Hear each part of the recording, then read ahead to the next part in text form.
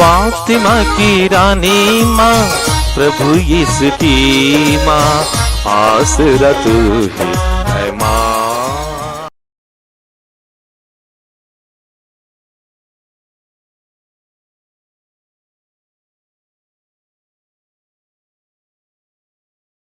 पहला पाठ मलाकी का ग्रंथ, अध्याय 3, पद संख्याएं 1 से 4, अध्याय 4, पद संख्याएं 5 से 6 तक। प्रभु ईश्वर यह कहता है, देखो मैं अपना दूत भेजूंगा, जिससे वह मेरे लिए मार्ग तैयार करे। वह प्रभु जिसे तुम खोजते हो अचानक अपने मंदिर आ जाएगा। देखो विधान का वह दूत जिसके लिए तुम तरसते हो आ रहा है। कौन उसके आगमन के दिन का सामना कर सकेगा? जब वह प्रकट होगा तो कौन टिकेगा? क्योंकि वह सुनार की आग और धोबी की खार के सादृश्य है। वह चांदी गलाने वाले, शोधन करने वाले की तरह बैठकर लेवी के पुत्रों को शुद्ध करेगा और सोने चांदी की तरह उनका परिष्कार करेगा। तब वे योग रीति से ईश्वर को भेंट चढ़ाएंगे और प्रभु ईश्वर प्राचीन काल की तरह यूदा और यरूशलेम की भेंट स्वीकार करेगा। देखो उस महान एवं भयानक दिन के पहले, प्रभु के दिन के पहले, मैं नबी एलियास को तुम्हारे पास भेजूंगा। वह पिता का हृदय पुत्र की ओर अभिमुख करेगा और पुत्र का हृदय पिता की ओर। कहीं ऐसा ना हो कि मैं आकर देश का सर्वनाश कर दूं। प्रभु की वाणी। ईश्वर को धन्यवाद। भजन अनुवाक्य। उठ खड़े हो जाओ और सिर ऊपर उठाओ, क्योंकि तुम्हारा मुक्ति निकट है। उठ खड़े हो जाओ और सिर ऊपर उठाओ, क्योंकि तुम्हारी मुक्ति निकट है। हे प्रभु, तू मुझे अपने मार्ग दिखा, तू मुझे अपने पथ बता, मुझे अपनी सच्चाई के मार्ग पर ले चल, मुझे अपने सच्चाई के मार्ग पर ले चल और मुझे शिक्षा देने की कृपा कर, क्योंकि तू ही मेरा ईश्वर और मुक्तिदाता है। अनुवाक्य।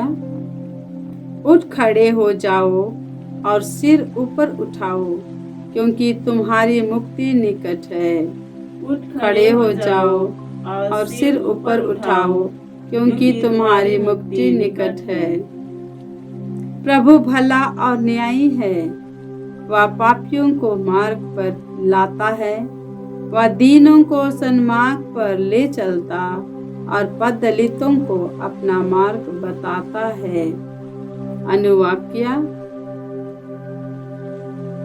उठ खड़े हो जाओ और सिर ऊपर उठाओ, क्योंकि तुम्हारी मुक्ति निकट है। उठ खड़े हो जाओ और सिर ऊपर उठाओ, क्योंकि तुम्हारी मुक्ति निकट है।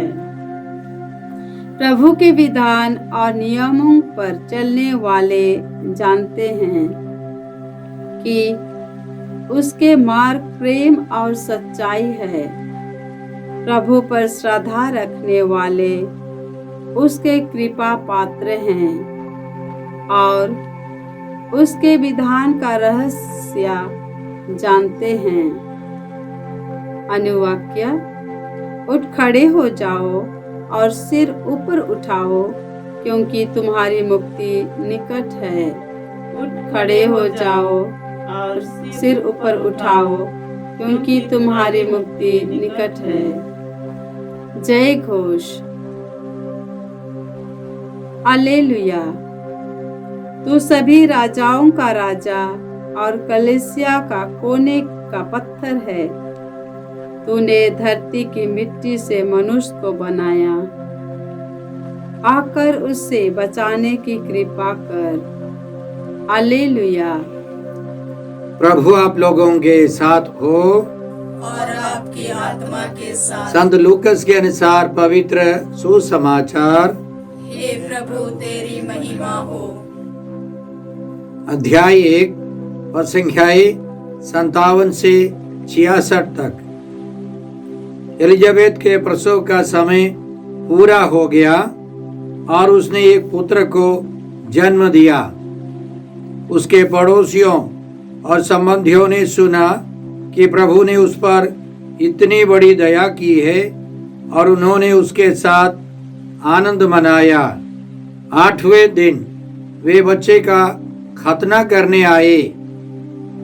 वे उसका नाम उसके पिता के नाम पर जकरियस रखना चाहते थे, परंतु उसकी मां ने कहा, जी नहीं, उसका नाम योहन रखा जाएगा। उन्होंने उससे कहा, तुम्हारे कुटुंब में यह नाम तो किसी का भी नहीं है। तब उन्होंने उसके पिता से इशारे से पूछा कि वह उसका नाम क्या रखना चाहता है। उसने पाटी मंगाकर लिखा, उसका नाम योहन है। सब अचंभे में पड़ गए। उसी क्षण जकरियस के मुख और जीभ के बंधन खुल गए और वह ईश्वर की स्तुति करते हुए बोलने लगा। सभी पड़ोसी विस्मित हो गए और यहूदिया के पहाड़ी प्रदेश में यह सब बातें चारों ओर फैल गई। सभी सुनने वाले यह कहकर मन ही मन विचार करने लगे, पता नहीं यह बालक क्या होगा। वास्तव में बालक पर प्रभु का अनुग्रह बना रहा। प्रभु का सुसमाचार। हे क्रिस्त तेरी स्तुति हो। जय यीशु क्रिस्त में प्रिय भाई और बहनों, आज का पहला पाठ मलाकी के ग्रंथ से है। अध्याय 3 और संख्याएं 1 से 4 और फिर 23 से 24 तक। इसमें हमने सुना ईश्वर की प्रतिज्ञा, देखो मैं अपना दूत भेजूंगा जिससे वह मेरे लिए मार्ग तैयार करे। प्रभु के मार्ग तैयार करने के लिए ईश्वर ने वादा किया कि एक दूत को भेजेगा। वह प्रभु जिसे तुम खोजते हो अचानक अपने मंदिर में आ जाएगा। देखो विधान का वह दूत जिसके लिए तुम तरसते हो आ रहा है। और इस अध्याय के अंतिम में हम लोग इस प्रकार पढ़ते हैं, देखो उस महान एवं भयानक दिन के पहले, प्रभु के दिन के पहले मैं नबी एलिया को तुम्हारे पास भेजूंगा। वह पिता का हृदय पुत्र की ओर अभिमुख करेगा और पुत्र का हृदय पिता की ओर। राजाओं के दूसरे ग्रंथ अध्याय 2 में हम लोग पढ़ते हैं कि नबी एलिया एक अग्निमय रथ में आरोहित कर लिए गए। वे नहीं मरे थे, इसलिए इस्राएलियों का विश्वास था नबी एलिया कभी भी आ सकते हैं। और इस वादा के कारण, इस प्रतिज्ञा के कारण वे लोग अपने घरों में, सभाओं में सब एक कुर्सी खाली छोड़ देते थे कि नबी एलिया कभी भी आ सकते हैं। और प्रभु यीशु का कहना है नबी एलियस आ गए हैं। संत मत्ती के सुसमाचार अध्याय 17 में हम लोग पढ़ते हैं कि प्रभु यीशु अपने 3 प्रिय शिष्यों को, पेतरुस, यूहन्ना और याकूब को एक ऊंचे पहाड़ के ऊपर ले गए। वहां यीशु रूपांतरित हो गए और यीशु के बगल में मूसा और एलियस आ गए।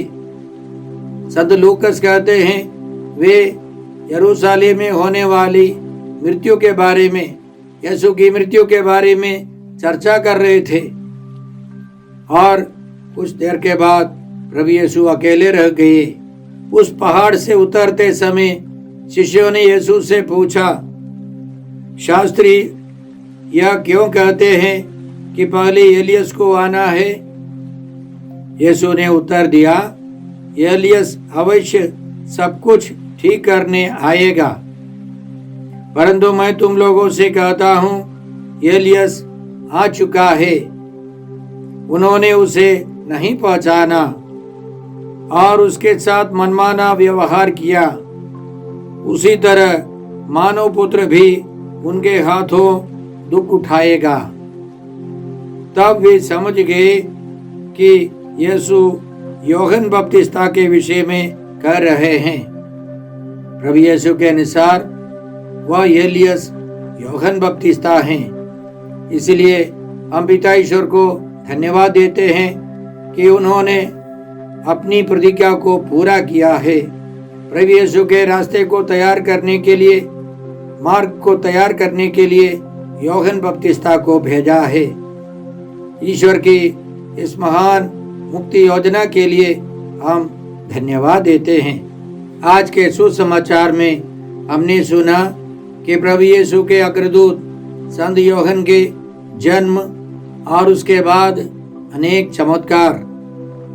सबसे पहला चमत्कार है कि एलिजाबेथ आनंद से भर गई और उसके रिश्तेदारों में, उसके पड़ोसियों में वह आनंद फैल गया।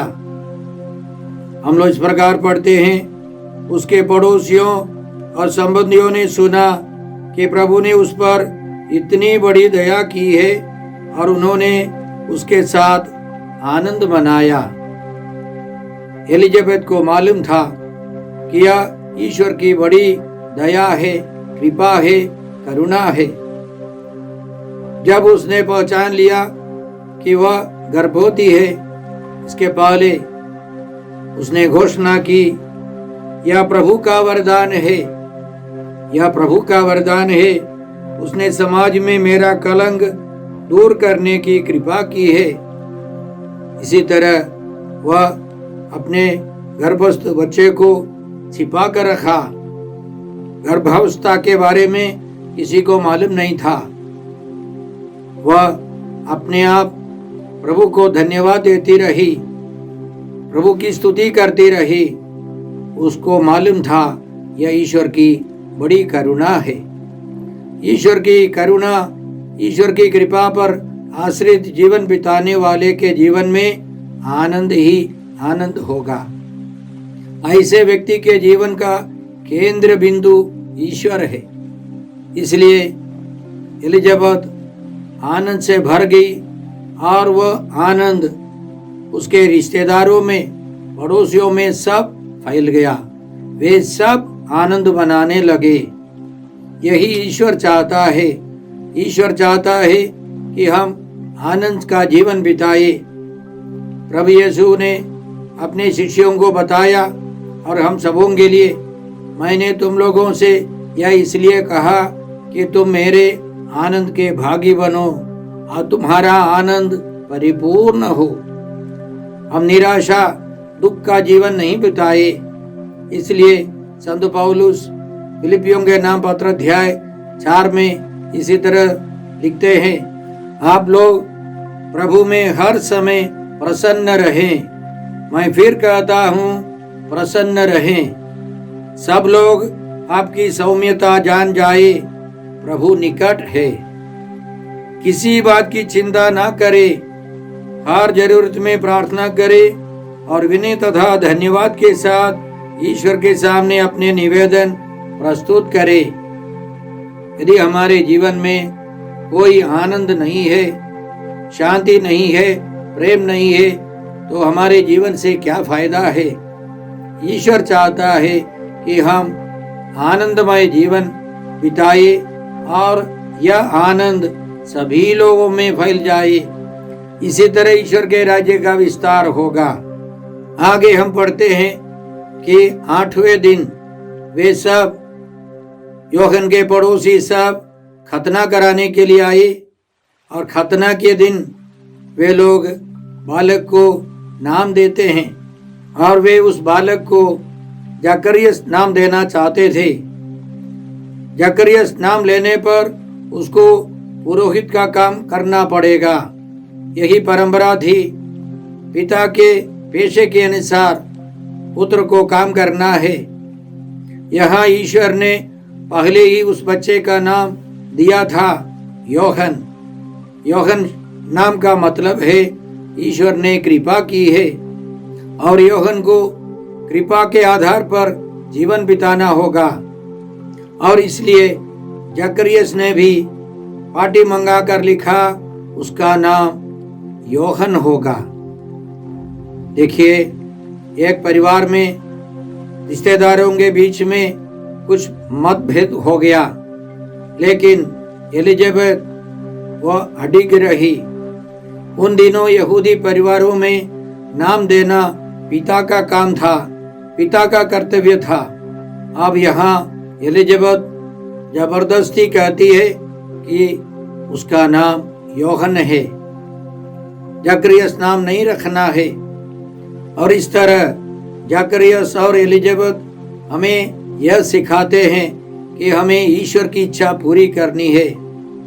यह एक पवित्र परिवार है और इस परिवार में पवित्रता का जीवन होगा, ईश्वर की इच्छा की पूर्ति होगी। इसके लिए पति पत्नी उस बच्चे के माता पिता एक ही हृदय होकर एक ही विचार से साबित करते हैं इसका नाम यूहन्ना होगा, क्योंकि ईश्वर ने इस पर बहुत बड़ी कृपा की है। ईश्वर ने हम सबों पर भी बहुत बड़ी कृपा की है। भाई और बहनों, बहुत सारे युवक युवतियां शादीशुदा जीवन में प्रवेश करते हैं। उनको इस परिवार से सीखना है। एलिजाबेथ और जकरियस सिखाते हैं कि वे प्रार्थनामय जीवन बिताते थे, वे धार्मिक व्यक्ति थे और बच्चे को तैयारी के साथ जन्म देने वाले हैं। जन्म देना काफी नहीं है, उनको ईश्वर के विश्वास का रास्ता दिखाना है। इतना सब होने पर जकरियस के मुख और जीभ के बंधन खुल गए और वे बोलने लगे। भाई और बहनों, याद रखें, जकरियस गूंगे हो गए थे।